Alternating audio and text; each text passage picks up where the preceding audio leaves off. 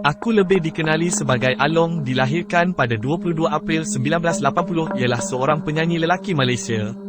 Aku terkenal sebagai penyanyi kumpulan pop rock Malaysia, Spoon, dan meraih kejayaan dalam tempoh yang singkat dalam kerjaya muzikku. Pada 1999, aku meninggal dunia ketika namaku meniti puncak populariti. Beginilah kisahku sebagai Sabiul Malik Syafiee menjadi sejarah hitam buat seluruh rakyat Malaysia.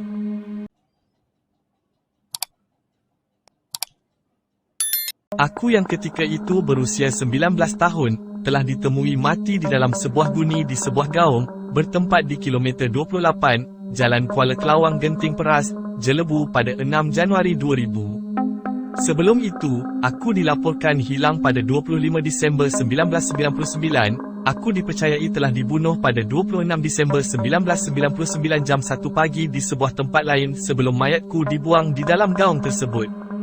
5 Disember 1999, aku telah menaiki sebuah teksi bersama seorang anggota polis Lance Corporal Muhammad Yaakob menuju ke sebuah kawasan sunyi di lereng bukit di kilometer 28, Jalan Kuala Kelawang, Genting Peras, Jelebu, Negeri Sembilan.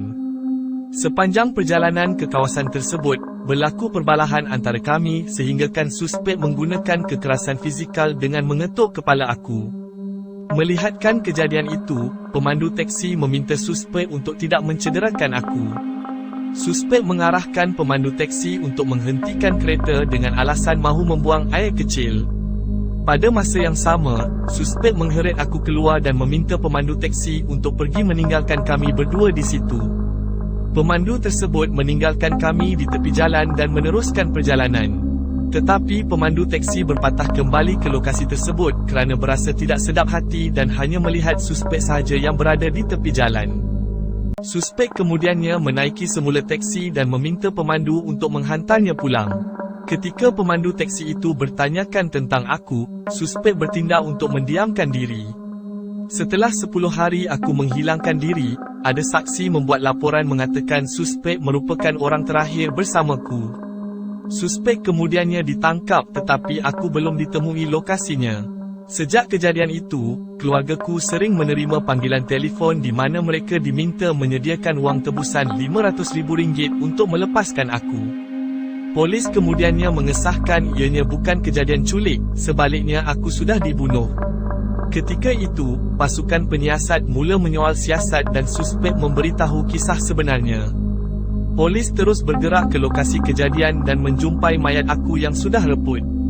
Aku diikat seperti posisi janin dalam guni tersebut. Pihak forensik mendapati kematian aku disebabkan oleh jerutan pada leher.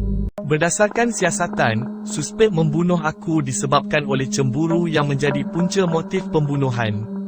Ketika berada dalam teksi, suspek bertanyakan kepadaku tentang hubungan sulit dengan isterinya. Ini kerana suspek pernah melihat aku bersama isterinya dalam sebuah kereta. Walaupun aku menafikan, suspek menjadi berang dan mula bertindak agresif sehingga terjadinya pembunuhan kejam ini. Ibu dan bapaku, bagaimanapun enggan menerima keputusan DNA yang mengesahkan mayat tersebut sebagai aku, dan masih berharap aku akan ditemui semula dalam keadaan hidup. Namun setelah 5 tahun kemudian ibu bapaku telah menerima kenyataan. Keluargaku mengalami kerugian kira-kira RM300,000 gara-gara panggilan palsu mengenai wang tebusan penculikan aku. Kes pembunuhan aku telah memakan masa selama 10 tahun untuk selesai.